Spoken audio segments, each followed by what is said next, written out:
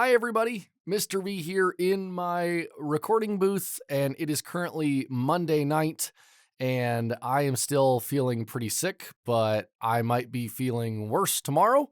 And the last thing I want you guys to have to do is sit there and take notes that are just words on a slide, because that is super boring and super unfun. So, what I'm doing is I'm going to go through the notes here in video form, and that way you guys have something to listen to while you take them. Or even if I do show up, if I am in the classroom right now, I don't know, I'm somewhere.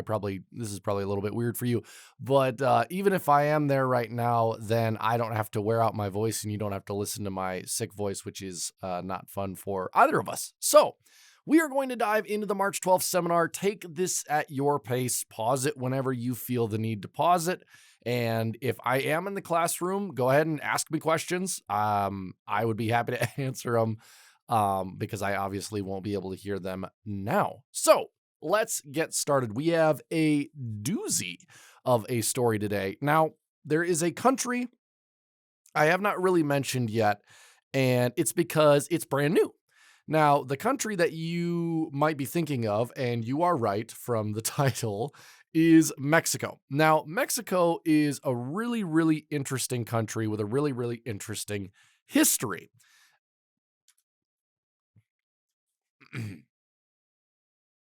Hi, guys. Mr. V here in my recording booth, and it is currently Monday night, and I'm still feeling pretty sick. I don't know how sick I'm going to feel tomorrow.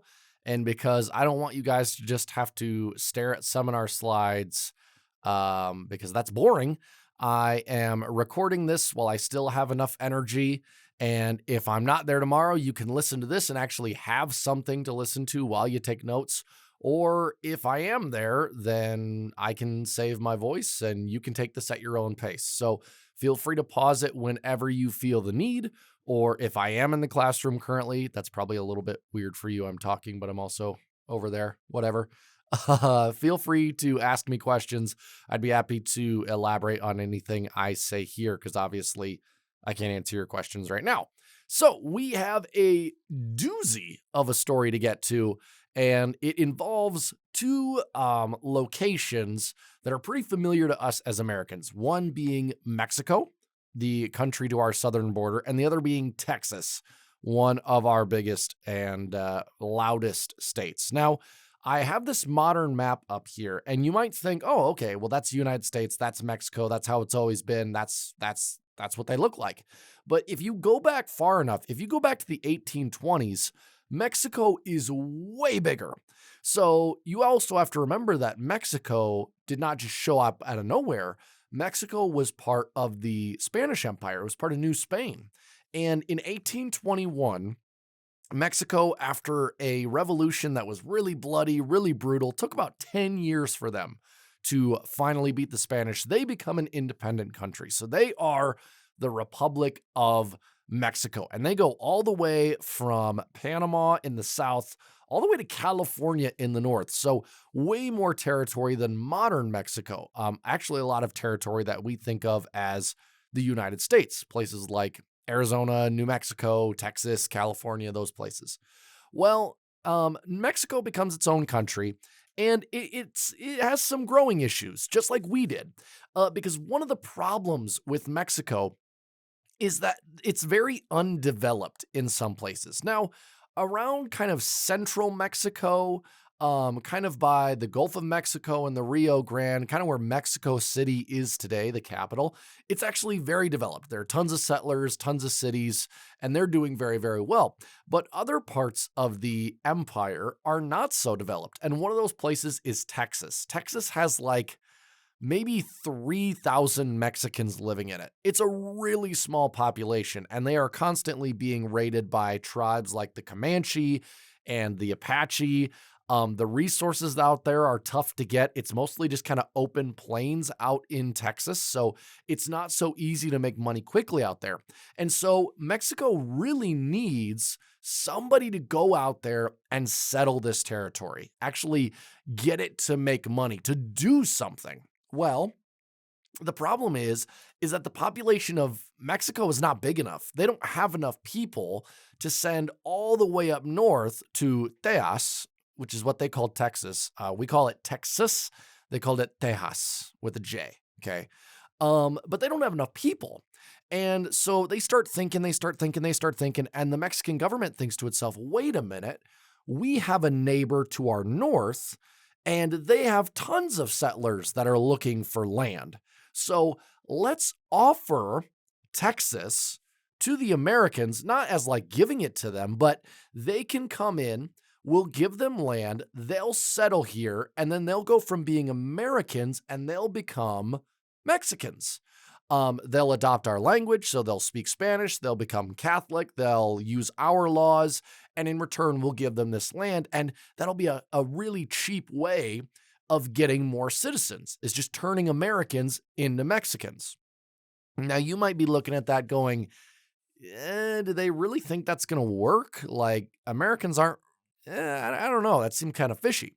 Well, yeah, you're right. There were problems right away. Now, at first, this was actually a really good system. It was called the empresario system because the Americans that would come in and settle this land were called empresarios.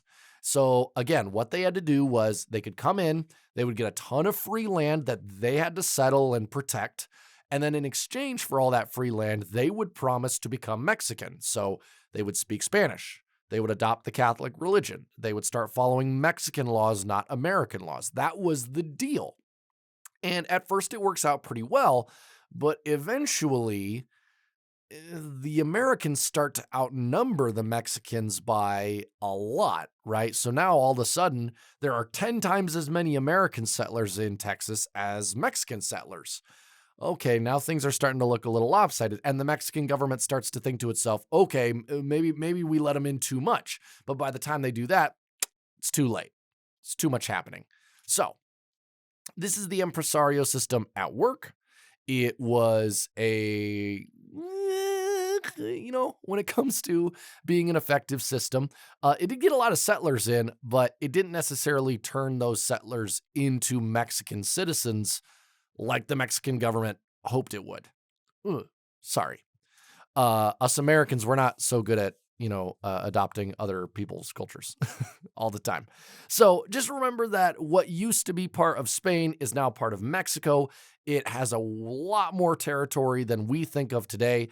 And to fill that territory, especially Texas, they start taking in American settlers as a way of saying, hey, come join us, come become Mexican, and you can have all this free land. Now, the deal goes south pretty quickly. For the Mexican government, it's not worth it. And here's why, is these Americans that are migrating, they're not really interested in becoming Mexicans at all. Now, some of them are. Like, some of them actually follow the system, the empresario system. They try to learn Spanish. They at least say they're Catholics, even though a lot of them don't actually convert. But a lot of these Americans, they just kind of ignore it. They say, whatever. And the problem is that the Mexican government doesn't really enforce these laws. So it's kind of like a teacher who makes a rule of, hey guys, no cell phones in class. And then one or two kids start pulling out their cell phones and the teacher doesn't do anything. Well, what is that going to do? That's going to convince all the other students to start breaking the rule themselves. Because if the rule's not being enforced, how can you expect people to follow the rule? Now, there's blame both ways here because the Americans sign up for this law and then they proceed to not follow it. So definitely you can put a lot of fault on these empresarios for not actually trying to become Mexican citizens, but you also have to put some fault on the Mexican government for not actually enforcing these laws. And a lot of these people that are coming across the border, they're not even legal. They're not even supposed to be here. They don't have contracts. They're not official empresarios. They're just flooding in. And the Mexican government doesn't really know how to stop it. They don't know how to encourage people to actually become part of Mexico. Okay. And so a lot of these people living in Tejas actually start calling themselves not Mexicans and not Americans. They start calling themselves Texans. as a way of kind of saying, well, we're not this country anymore, but we're also not this country. We're our own thing. And eventually they are going to become their own thing. But for now, they just say it. Okay. So, one of those great examples of the Americans who are settling not following the Mexican laws is slavery. So I think in 1830, Mexico bans slavery. They get rid of it, which is kind of awesome because they get rid of it a lot sooner than we do. And they say no more slaves. But a lot of these guys coming in from Texas are from the South. So they're bringing in their slaves. And they cause a fuss. They start rioting. They start saying, we want our slaves. How dare you? We need to be an exception. We need to have our slaves, blah, blah, blah, blah. And the Mexican government either kind of lets them get away with it or just stays silent on the issue. They don't really do a lot with it. They just kind of go, okay, whatever. Texas, do your own thing. Which again, when you have someone that's breaking rules, the last thing you should do is allow them to keep breaking rules because that just encourages them more, right? So they're getting really nervous about the Texans. The Mexican government is. And they're worried that these Texans, they're not only not adopting the culture, but they're starting to get kind of violent. They're starting to get uppity, right? And they don't like that a part of their country is not acting as a part of the country. They're almost acting like their own little mini country, kind of like the 13 colonies did way back when, when Virginia and Georgia and Rhode Island were all acting like their own little mini countries. And that kind of got the British nervous. Well, now what Texas is doing is getting the Mexicans nervous. So they try to ban immigration. So in 1830, they say, hey, no more Americans. We have enough. There are enough of you. No more. Close the door. Close the gates. Nope. Get out of here. Which does not work. Americans keep barreling in, right? There's no really good way to stop them. So they keep coming in, and the number of Americans in Texas just grows and grows and grows and grows. It's still not a big population, but way bigger than it used to be. And so now Mexico looks around and goes, oh, we made a big mistake here. We are way too late. There's like, we rolled the snowball down the hill and now we can't catch up to it. It's a really big problem.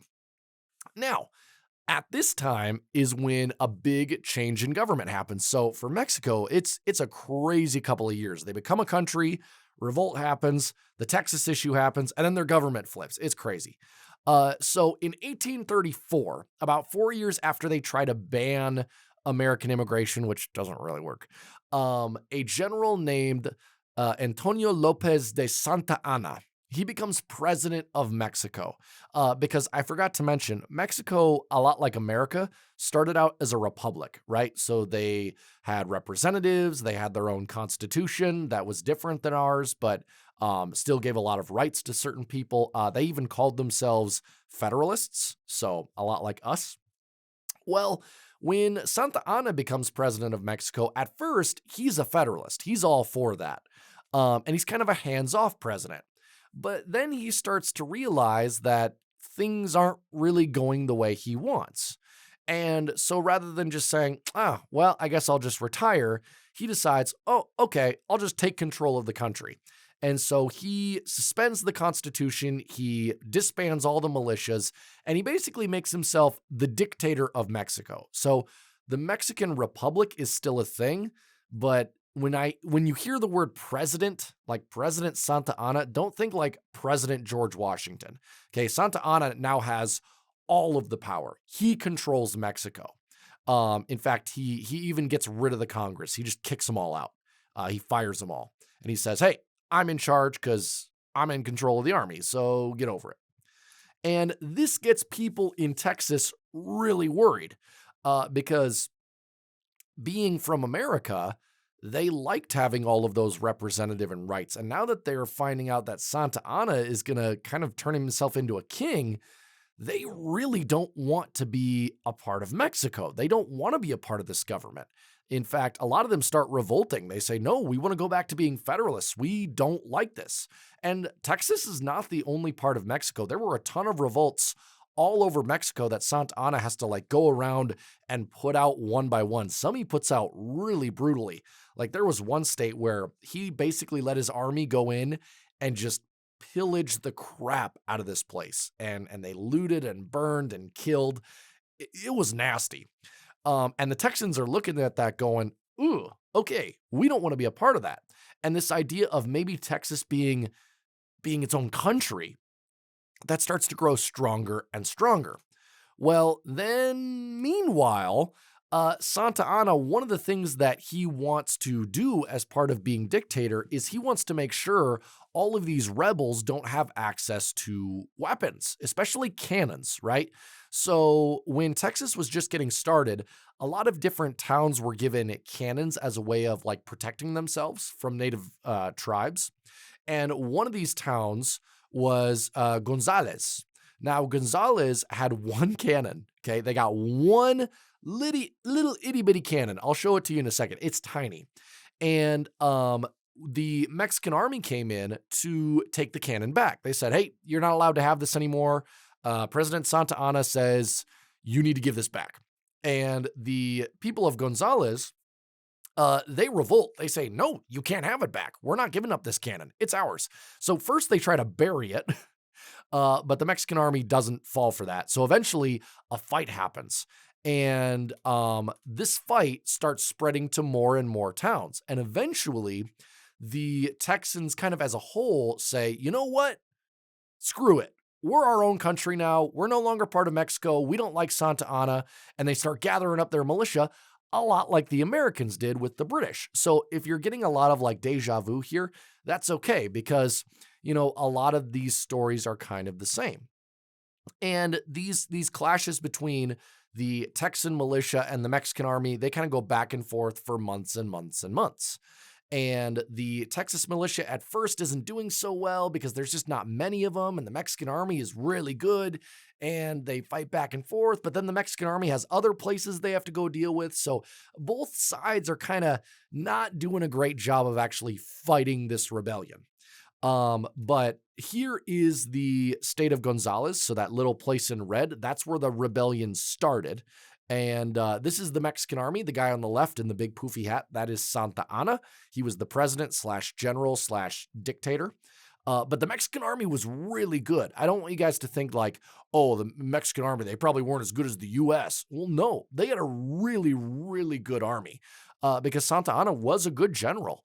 And so their troops were, I mean, you could basically consider them redcoats. Now, were they good as like Hessians? Probably not. But they were still well-trained, well-equipped, okay? And the militia were not, right? They were just kind of this ragtag group of Americans, Texans. Some of them were actually Mexicans who just didn't like Santa Anna. So it's not just Mexicans versus white guys, okay? There's a whole lot of racial groups here. You have the Native Americans involved. You have people that are American settlers who are now Texans. You have people that are simply just Americans. And it gets kind of confusing, but this is the cannon from Gonzales.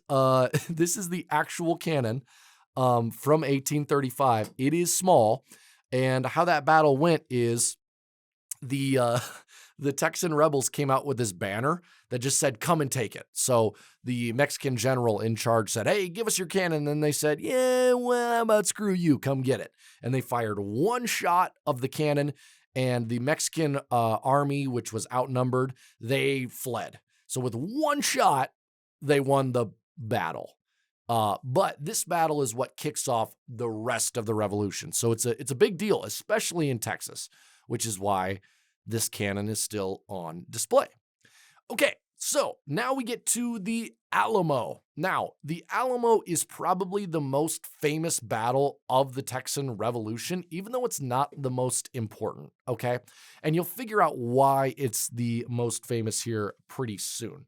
Now, the Alamo, really interesting story because the Alamo actually started as a church. So the Alamo is just a church, right? It's like a missionary district. So you have the church, you have a little courtyard, and then you have like stables and little houses, right? And it's not a very big place, but over the course of time, it had been turned into kind of like a fort. So a lot of armies had used it as a way to kind of have walls, and that's where they would camp out, and that's where they would, resupply and stuff. Well, the Texans, when they were rebelling, one of the first things they did was they charged in and they captured this fort, the Alamo. Okay. It was being guarded by like a handful of Mexican troops, and the Texans just swept in and kicked them out. Okay. Well, after they took the fort, a lot of those Texans left, right? They left to go do other things, or they went home or whatever.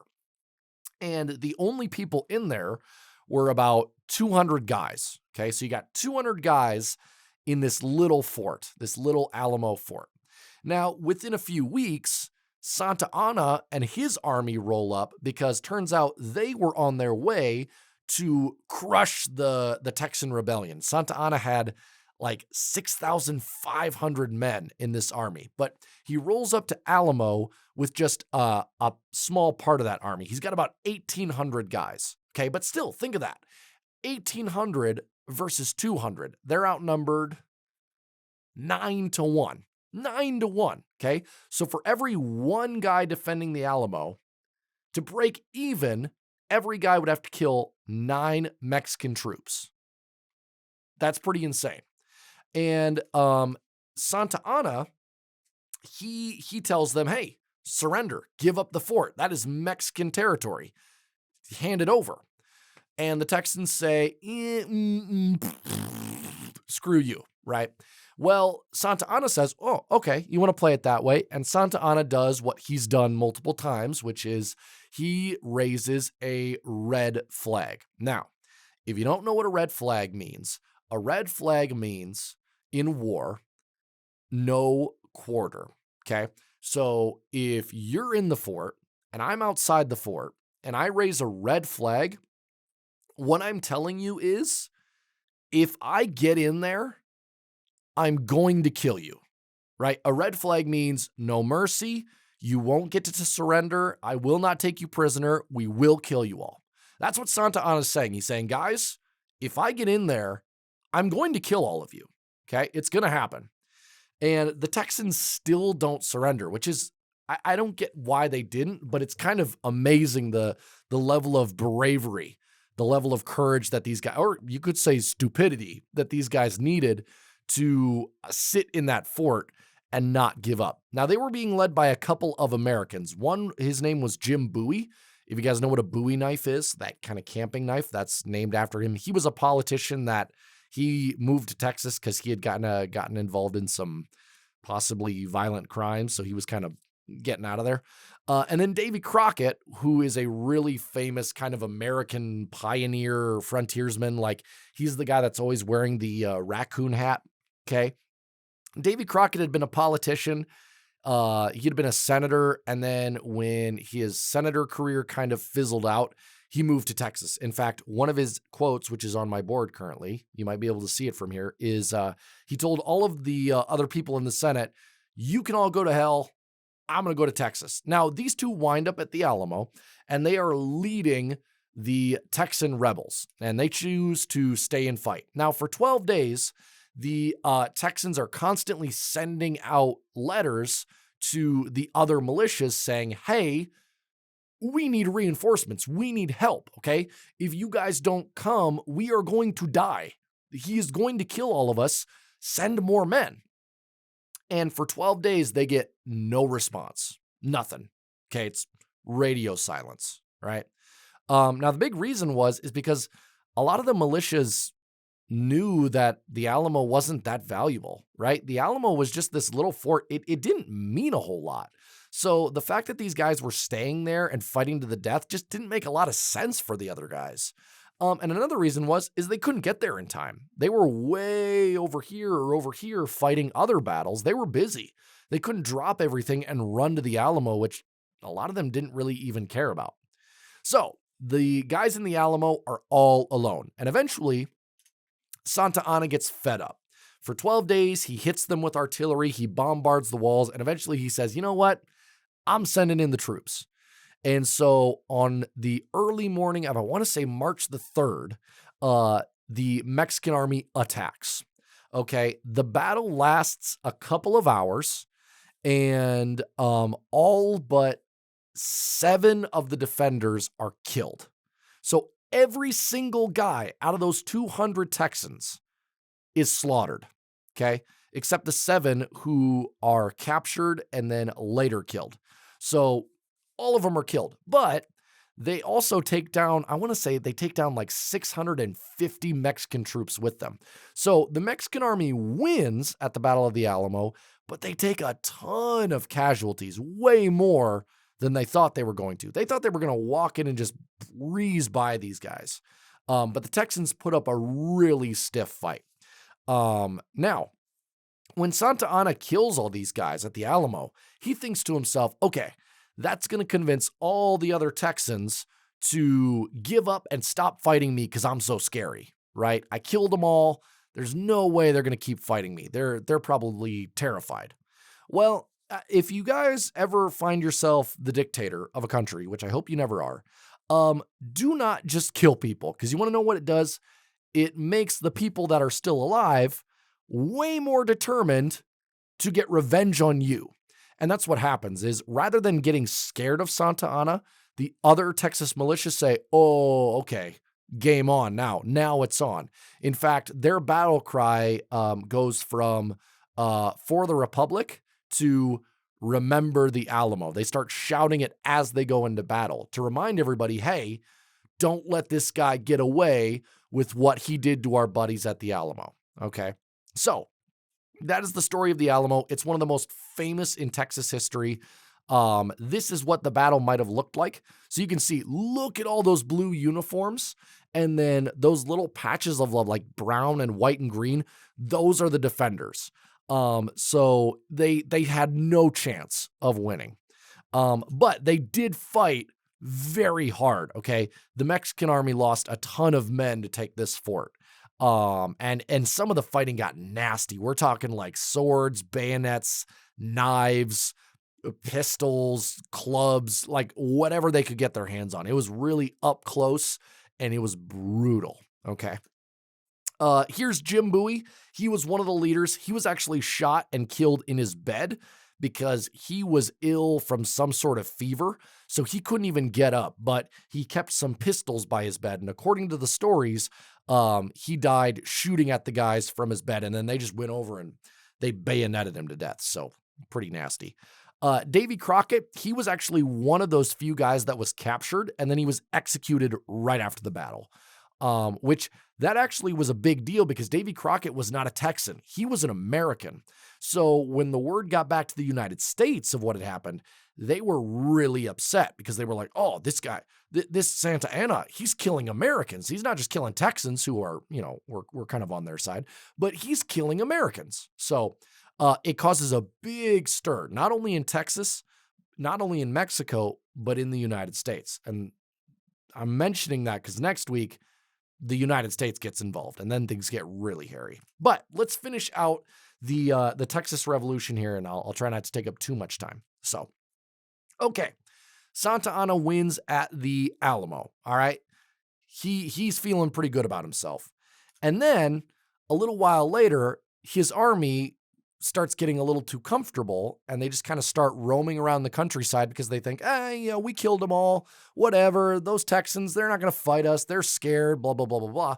Well, eventually, an army of about 900 Texans ambushes them at a place called San Jacinto. Now, this battle is way more important than the Alamo because the Mexican army gets crushed by the Texans. It's not even close. The Mexicans lose another 650 men. The Texans lose 11. 11. Okay. It is a huge victory for the Texans. It's like the Texas version of Yorktown. If you guys remember that battle in the Revolution where we caught all those British guys and, we beat their fleet and all that stuff, it was huge. Like, this one battle basically ends the Revolution. Now, of course, there's way more about the Revolution that I can't fit into like a 35-minute video. But trust me, if you want to know more, there's so many resources out there. Just YouTube Texas Revolution, and there's hours and hours of content if you're interested. Or you can go actually see the Alamo at San Antonio. I have not been there. I've had friends that go there, and they say it's really cool. So if you're ever in San Antonio, go check out the Alamo. But the Mexican army gets beat at San Jacinto. It is a brutal ambush, and it is led by the Texan General Sam Houston. So if you ever want to know where we got the name of Houston, Texas, that guy. But Santa Anna gets captured. They actually find him in a marsh hiding. So they find him covered in dirt and mud, and yeah, not a good look for him. And they capture him and they hold him prisoner. And the Texans basically tell Santa Anna, okay, man, here's what we're going to do. Since you've killed so many of our people, but we kind of need you alive, we're going to give you two options. Either you can sign this paper and make us an independent country and leave us alone, or we're going to kill you. And Santa Anna thinks about it and he goes, okay, fine, I'll sign it. And he signs it. And that treaty officially makes the Texas Republic an independent nation, kind of, because as soon as he gets let go, Santa Anna says, well, actually, no, I didn't mean to sign that, blah, blah, blah, blah, blah. But we'll talk about that next week. So for the most part, for now, Texas is its own nation. Now, how long is it going to stay a nation? Not very long, because as soon as it becomes its own nation, it starts thinking about joining up with a much bigger, much more powerful nation, which they are much more culturally similar to. Look north, the United States. So when we come back after spring break, we will talk about Texas becoming the 28th state, how that makes Mexico really mad, and how this whole Texas revolution will bring the Mexican Empire and the United States of America to war. So, really interesting story, but before we do any of that, tomorrow we will be fighting the Battle of the Alamo, and we will see if you guys who are defending the Alamo can last longer than the actual Alamo defenders did. And for the Mexican army, we'll see if you can win the battle without taking as many losses as Santa Anna did. But you're going to figure out pretty quick, it's not as easy as it looks. So I'm really looking forward to that, guys. If I am in the classroom, let me know if you have any questions about anything that got asked. If you want to know more about the rebellion or the Battle of San Jacinto or the Impresario system, or if you just want any more detail, come up to my desk, find me in the room, ask me, I'll give you more deets. Again, this was just done so I could save my voice and just in case I was too sick to be there today. But get your notes turned in. That is all I need from you today. And I will see you at the Battle of the Alamo tomorrow. Bye, guys. Have a great day.